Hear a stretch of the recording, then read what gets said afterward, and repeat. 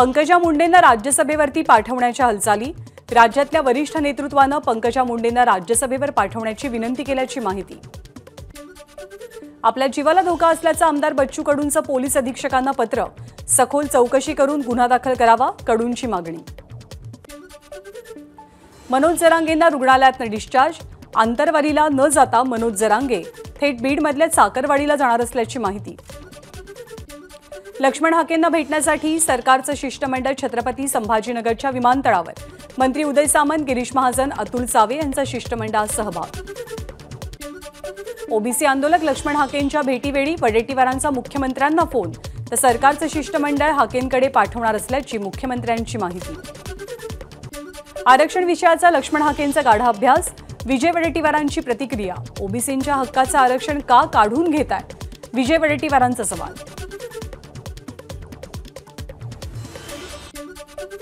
मराठ्यांना 10% आरक्षण आहे, ते तेवढंच ठेवा, विजय वडेट्टीवारांची सरकारकडे विनंती। ओबीसींमध्ये मराठ्यांना आरक्षण देता येणार नाही, सरकारनं बघ्याची भूमिका घेऊ नये, वडेट्टीवारांची प्रतिक्रिया। ओबीसी आंदोलनकर्ते लक्ष्मण हाके गेल्या 8 दिवसांपासून आमरण उपोषणावर। त्यांची प्रकृती पाहून त्यांच्या वृद्ध आईवडिलांना अश्रू अनावर। जरांगेंच्या आंदोलनाला पाठीशी घालून सरकार ओबीसी आरक्षणाला धक्का लावणार असेल तर कोणताही ओबीसी सरकार विरोधात भूमिका घेईल, ओबीसी महासंघाचे राष्ट्रीय समन्वयक अशोक जीवतोडे यांचं वक्तव्य। 288 जागा लढवण्याची धमकी देण्यापेक्षा लक्ष्मण हाके आणि मनोज जरांगेंनी निवडणूक लढवावी, म्हणजे समाज त्यांच्यासोबत किती आहे हे त्यांनाही कळेल, ओबीसी महासंघाचे राष्ट्रीय अध्यक्ष बबनराव तायवाडेंचं वक्तव्य। कुणबी नोंदी करताना सरकारनं बोगस नोंदी केल्या, या नोंदी रद्द कराव्यात, सगळे सोयरेंचा अध्यादेश टिकणारा नाही, प्रकाश शेंडगेंची मागणी। ओबीसी आंदोलक लक्ष्मण हाकेंना राज्यभरातनं प्रतिसाद। सांगोल्यातल्या अनेक गावात हाकेंच्या समर्थनात आज बंदची हाक। गेल्या काही दिवसांपासून वडीगुद्री इथे लक्ष्मण हाकेंचं उपोषण। त्यांना पाठिंबा देण्यासाठी सांगोला तालुक्यातल्या जुजारपूर इथे कडकडीत बंद पाळला गेला। विरोधी पक्षनेते विजय वडेट्टीवार ओबीसी आंदोलक लक्ष्मण हाकेंच्या भेटीला। या भेटीवेळी वडेट्टीवार भावूक झाले। नागपूर जिल्हा बँक घोटाळ्याप्रकरणी झालेली शिक्षा स्थगित करावी, सुनील केदार यांची नागपूर खंडपीठाकडे याचिका। महाराष्ट्र भाजपच्या प्रदेश कोर कमिटीची महत्त्वपूर्ण बैठक। विधान परिषदेच्या 11 जागांसंदर्भात चर्चा होणार। राष्ट्रवादी काँग्रेस शरदचंद्र पवार पक्षाच्या खासदारांची आज पुण्यात बैठक। सर्व नवीन खासदार घेणार शरद पवारांची भेट। भाजप सरकार विरोधात आज काँग्रेसचं राज्यभरात चिखल फेको आंदोलन। सरकारच्या प्रतिमेला चिखल लावत काँग्रेसचे नेते भाजप सरकारचा निषेध करतील। आज देशभरात योग दिनाचा उत्साह। जम्मू काश्मीरमध्ये पंतप्रधान मोदींकडून योग दिन साजरा। योग फक्त विद्या नाही तर विज्ञान आहे, योगमुळे नवीन रोजगाराच्या संधी निर्माण झाल्यात, पंतप्रधान मोदींची प्रतिक्रिया। लखनौमध्ये योगी आदित्यनाथ यांचा योगा। राजभवनाच्या प्रांगणात योग साधना। केंद्रीय मंत्री पियुष गोयल मुंबईतल्या योग कार्यक्रमात सहभागी। जगभरात आज 10वा आंतरराष्ट्रीय योग दिन साजरा होतोय। आंतरराष्ट्रीय योग दिनानिमित्त दिल्लीत कार्यक्रम। केंद्रीय मंत्री किरेन रिजिजू यांच्याकडून योग साधना। जागतिक योग दिनानिमित्त केंद्रीय मंत्री HD कुमारस्वामी यांनीही योगासनं केली। केंद्रीय संरक्षण मंत्री राजनाथ सिंग यांच्याकडून ही योग साधना। मथुरेमध्ये राजनाथ सिंग यांची योगासनं।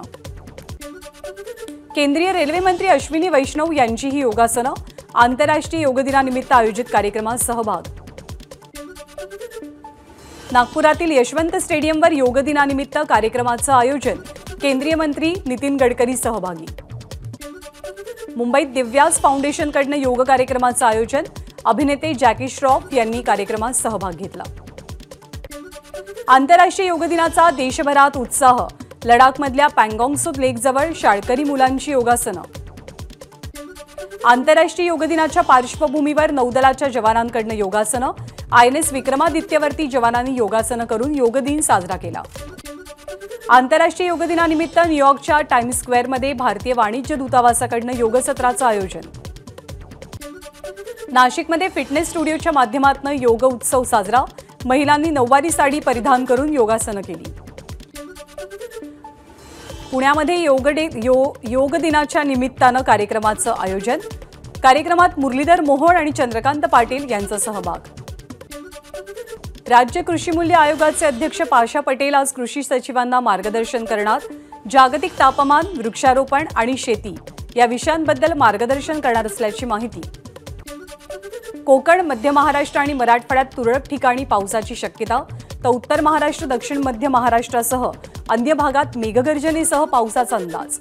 मुंबईत पुढचे 4 दिवस तुरळक पावसाची शक्यता, मुंबईकरांची मुसळधार पावसाची प्रतीक्षा अजूनही कायम। मुंबईला पाणी पुरवठा करणाऱ्या धरणाला अजूनही पावसाची प्रतीक्षा, 7ही धरणांमध्ये आतापर्यंत केवळ 162 मिलीमीटर पावसाची नोंद। मुसळधार पावसामुळे कल्याण पूर्वेतील सखल भागात पाणी साचलं, खेडे गोळवली परिसरात रस्ते जलमय, शेकडो घरातही पाणी शिरलं। पालघर जिल्ह्यात मुसळधार पाऊस, पावसामुळे शेतात साचलेल्या पाण्यात मोठ्या प्रमाणात पिवळ्या रंगाचे बेडूक। भंडाऱ्यातही दमदार पावसाची हजेरी, भात नर्सरीला जीवनदान मिळाल्यामुळे बळीराजा सुखावला। मुसळधार पावसामुळे आंबोलीतला मुख्य धबधबा प्रवाहित, सर्वत्र दाट धुक्याची चादर। नामदेव महाराजांच्या पालखीचं 26 जूनला प्रस्थान, हिंगोलीच्या नरसी नामदेव इथून प्रस्थान होणार। कोकण रेल्वेच्या टप्पा दुहेरीकरणाच्या कामाला वेग, प्राथमिक अहवाल रेल्वे मंडळाकडे सादर। सध्या रोहा ते वीर असं दुहेरीकरणाचं काम पूर्ण, आता मडगाव ते ठोकूर आणि कणकवली ते सावंतवाडी या दरम्यान दुहेरीकरणाचं काम केलं जाईल। एबीपी माझा, उघडा डोळे बघा नीट।